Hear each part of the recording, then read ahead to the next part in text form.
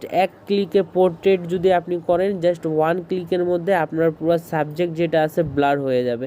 একটা ইনহ্যান্সের মাধ্যমে আপনার ছবির কোয়ালিটি রেজুলেশন হাই হয়ে যাবে। নিয়ে যদি এটাকে আমরা ছেড়ে দেই তাহলে দেখেন ওই এখান থেকেও যে লোকটা আমাদের হাই এভরিওয়ান, আমাদের মোবাইল স্ক্রিনে আসার পর আজকে যেটা দেখাবো ভিডিও সেটা ফটোস বা গুগল ফটোস বলতে পারেন। আসলে গুগল কেন আজকে পৃথিবীতে সব কিছু হয়ে দাঁড়িয়েছে সেটা যদি জানতে হয় তাহলে তার একটা প্রোডাক্ট গুগল ফটোস আপনি ইউজ করতে পারেন। এখানে যে ছবিটা আপনারা দেখতে পাচ্ছেন এই ছবিটা আজ থেকে 5 বছর আগে ক্লিক এর থেকে বেটার কোয়ালিটিতে ক্লিক করার মতো কোনো জিনিস আমার কাছে লাইক ক্যামেরা অথবা ফোন ছিল না যে এর থেকে বেশি ব্লার করতে পারবো। কিন্তু 2024 সালে এসে সেই ছবিটাকে আবার রিক্রিয়েট করে দেখাচ্ছি আপনাদেরকে যে সে সময় ক্যামেরা না থাকা সত্ত্বেও কীভাবে সেই ছবিগুলো আজও ভালো করা যায়।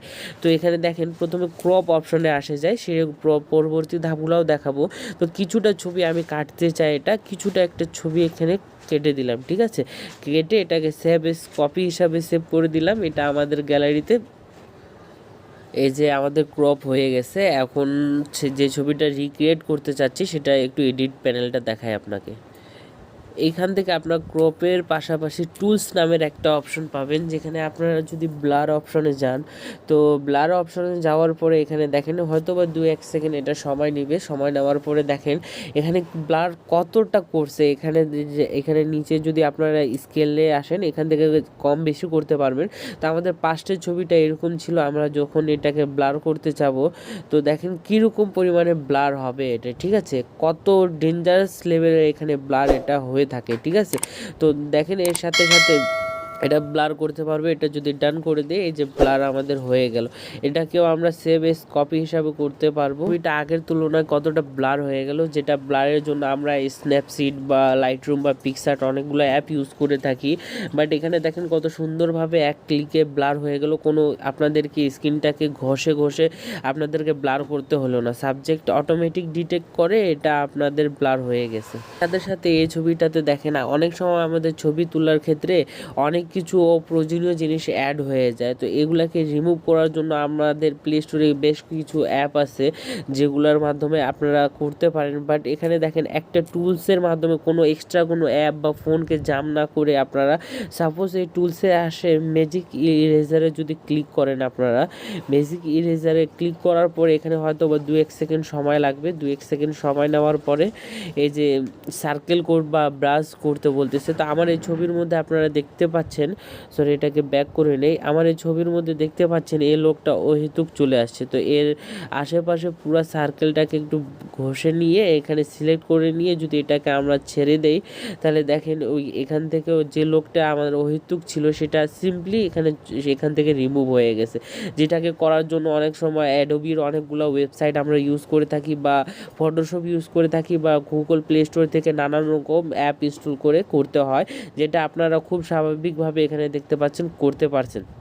এবং সেভ এস কপি করে এটাকেও আপনারা সিলেক্ট করে নিতে পারবেন। ঠিক একই সাথে এই ছবির মধ্যে দেখেন এই এডিট টুলে যদি যাই, আমরা এডিট টুলে যাওয়ার পরে ঠিক টুলস আবারও যাই, টুলসে যায় যদি এখানে কালার ফোকাস অপশনে চলে আসি শেষেরটা। তো এখানে দেখেন এই যে আমাদের ব্ল্যাক অ্যান্ড হোয়াইট আমাদের সাবজেক্ট যেটা আমার সাবজেক্টটা দেখেন ঠিক ওই কালার থাকে গেল, বাদ বাকি সবগুলো ব্ল্যাক টোনে চলে আসলো। এবং ঠিক একইভাবে এটার সাথে সাথে আপনারা এখানে ফিল্টার বা অ্যাডজাস্ট নামের অপশন পাবেন, যেটা অ্যাপের মধ্যে বিশেষ করে লাইটরুম অ্যাপ বা অ্যাডোবি ফটোশপ আপনারা যারা ইউজ করেন সেখানে এই অপশনগুলো পাওয়া যায়। যেমন ছবি যেভাবে ক্লিক করবেন সেই অনুযায়ী আপনাদের প্রয়োজন মতো যতটুকু লাগবে আপনারা কম বেশি করে অ্যাডজাস্ট করে নিতে পারবেন। ঠিক একই সাথে টুলসে আসে আমাদের যেটা স্কাইয়ের ক্ষেত্রে, ঠিক আছে। যে দেখেন যে সাপোজ এই ছবিটার মধ্যে দেখেন এডিটে আসলাম, এডিটে আসার পরে এখানে স্কাই যদি আমরা দেখি এখানে এই টুলস অপশনে আসার পর স্কাইয়ে আসে যদি এখানে ভিভিড কালার যেটা থাকে একটু ওয়ার্ম বা লাইটিং ধরনের, সেখানে দেখেন এখানে যদি চেঞ্জ করে দেখেন আপনার সাবজেক্ট ঠিকই থাকলো বাট আপনার যেটা স্কাই ছিল বা পিছনে যেগুলো ব্যাকগ্রাউন্ড ছিল দেখেন কত লাইটিং কালার চলে আসছে, পুরা লাইটিং কালার চলে আসছে অনেকটা আইফোনের মতো, ঠিক আছে। এছাড়াও লুমিনিয়াস বা অন্যান্য যেগুলো আছে সেগুলো আপনার সাবজেক্টকে মাথায় রেখে আপনাদের ব্যাকগ্রাউন্ড অনুযায়ী আপনারা চেঞ্জ করে নিতে পারবেন। তো অনেকগুলো ফিচারে গুগল ফটোস এখানে অ্যাডজাস্ট করেছে আর এনেছে, এবং ইনহ্যান্স যেটা বলে ইনহ্যান্স এখানে দেখতে পাচ্ছেন। ছবির কোয়ালিটি অনেক সময় আমরা যেগুলো ছবি ব্যবহার করে থাকি সেগুলো কোয়ালিটি থাকে না, ইনহ্যান্স করার জন্য ওয়েবসাইট ছাড়া কোনো উপায় থাকে না আমাদের কাছে। তো গুগল ফটোসে যদি চলে আসেন, জাস্ট এক ক্লিকে পোর্ট্রেট যদি আপনি করেন, জাস্ট ওয়ান ক্লিকের মধ্যে আপনার পুরো সাবজেক্ট যেটা আছে ব্লার হয়ে যাবে। একটা ইনহ্যান্সের মাধ্যমে আপনার ছবির কোয়ালিটি রেজুলেশন হাই হয়ে যাবে। এভাবে করে আপনাদের যেরকম প্রয়োজন হবে সব ছবি এডিট করতে পারবেন গুগল ফটোসের জন্য। তো আজকের ভিডিও সম্পূর্ণ দেখার জন্য ধন্যবাদ। নেক্সট ভিডিও পাওয়ার জন্য আমার চ্যানেলটাকে সাবস্ক্রাইব করে পাশে থাকেন। Let's go, motherfucker.